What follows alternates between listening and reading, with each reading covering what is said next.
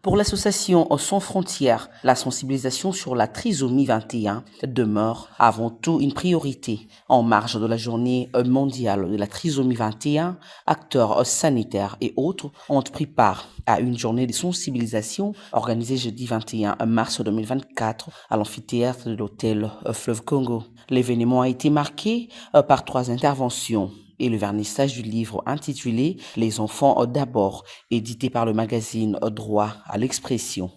La vice-présidente de l'association, également ambassadrice de la Croix-Rouge RDC Afrique, Madame Liliane Temoni, est revenue sur la particularité de cette édition, mais aussi évoque la jeunesse de sa vocation. Chaque année, précisément le 21 mars, nous célébrons la journée mondiale de la trisomie 21. Et ceci est une occasion pour nous de sensibiliser le grand public et de faire un point sur ce syndrome découvert en 1959. Et la particularité de cette année est que nous célébrons cette journée tout en ayant nos pensées vers nos enfants de l'Est. Non seulement j'ai 300 et quelques enfants trisomiques, d'habitude la salle est pleine d'enfants, mais cette année, on a pris juste une petite échantillon parce que tout ce qu'on a pu prévoir depuis janvier, c'est pour les enfants de l'Est. Et il n'y a pas que des enfants trisomiques que je m'occupe. Les enfants trisomiques, c'est toute l'année. Les mamans sont là, les parents sont là. Tous les soins médicaux, les oreilles, les yeux, les lunettes, les végétations, tout ce qui s'agit de leur pathologie est pris en charge par l'association Sans Frontières. On achète tout, on paye tout, tous les examens qui sont, les opérations sont prises en charge.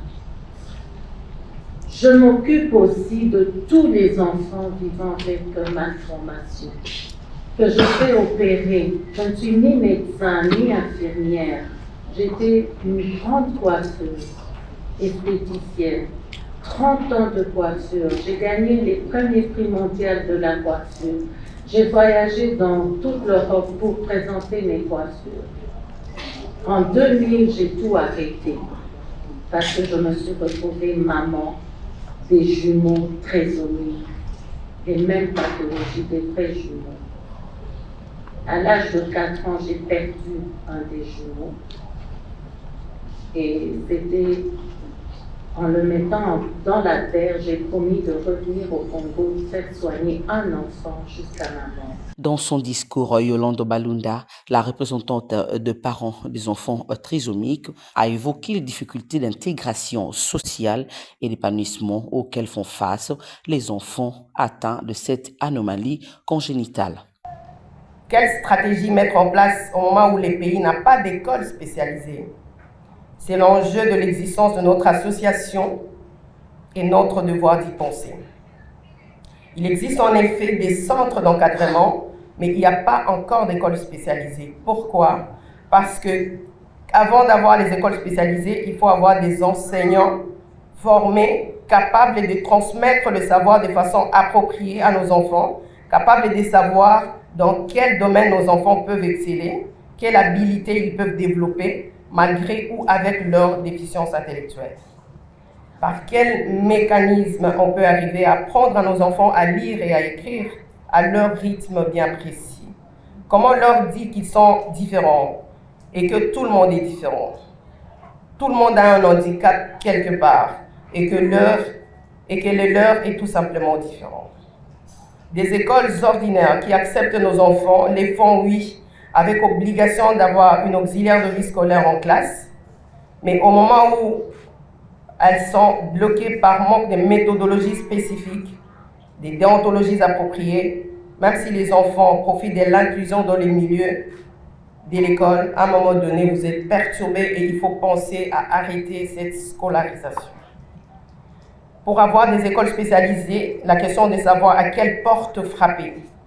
Est-ce qu'aux médecins professeurs et leur dire de proposer aux étudiants apprenants d'apprendre aussi des sciences qui vont aider les enfants dans l'avenir.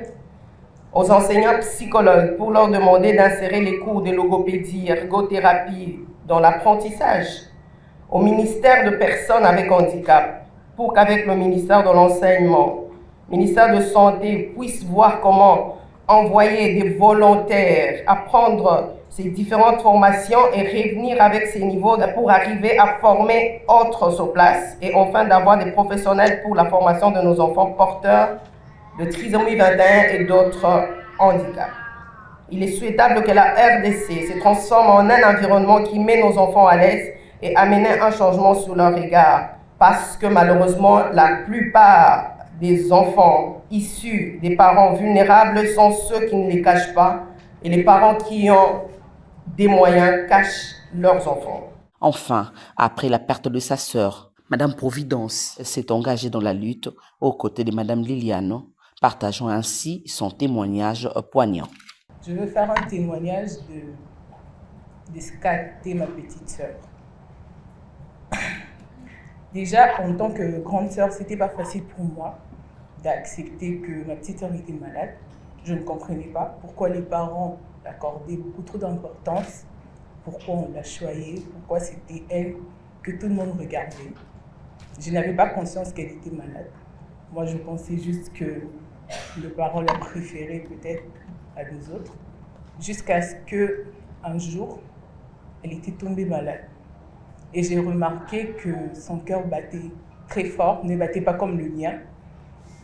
J'ai demandé à ma mère de savoir pourquoi. Et c'est là qu'elle me dit en souriant qu'elle est née comme ça. Et c'est à partir de ce jour que j'ai fait des recherches et j'ai eu à comprendre que ma sœur était trisomique. Elle était atteinte de trisomie 21 et elle avait une malformation cardiaque. Elle avait une ouverture au niveau du cœur. Pendant 13 ans, mes parents, mes frères et sœurs, on a accompagné notre petite sœur, nous l'avons aimée. Nous étions avec elle à l'hôpital. Même dans ces derniers instants, on était avec elle. Donc, comprenez que ce n'est pas un sujet facile pour moi. En quelques mots, ma petite sœur était miraculeuse. Malgré sa malformation, elle était normale. Elle chantait, elle dansait. Elle faisait tout ce que nous faisons en fait. Et pour moi, la seule résolution que j'avais eue, c'était de la traiter comme toutes mes petites sœurs. Je ne voulais pas faire une différence. Pour moi, ma sœur, elle était normale. Ma sœur, pour moi, elle était normale. Donc,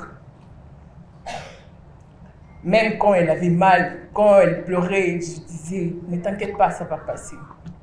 Et il y a même parfois d'autres jours, quand je pleurais à sa place, parce qu'elle était malade, elle me disait en souriant, c'est fini, ça va passer. Croyez-moi que ce n'était pas facile de la voir dans un lit d'hôpital pendant qu'on était en train de vider l'eau de son corps parce que le cœur n'avait plus supporté. Mon père a tout fait. Mon père, il a tout fait. Il a essayé de contacter des grands hôpitaux pour elle. Et nous avons eu à avoir un médecin de HJ qui devrait normalement l'opérer. Mais malheureusement, le jour de son opération, elle a rendu l'âme le matin. En partant, elle nous a tous appelés. Enfin, elle a appelé tous mes frères et sœurs, sauf moi, parce qu'elle savait que je ne pouvais pas la voir dans cet état. Et elle souriait. Avant de partir, je me souviens qu'elle est venue me voir.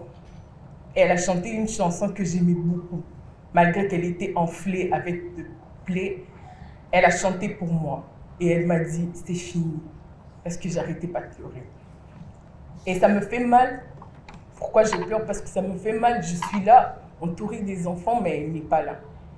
Mais cela ne peut pas m'empêcher de prendre soin des autres enfants. Parce que pour moi, ce sont tous mes frères et sœurs.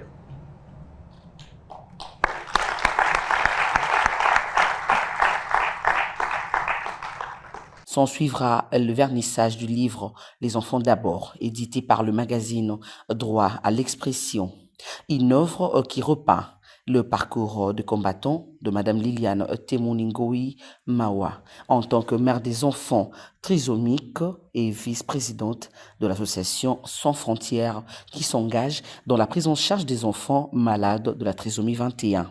Sous vos applaudissements, s'il vous plaît.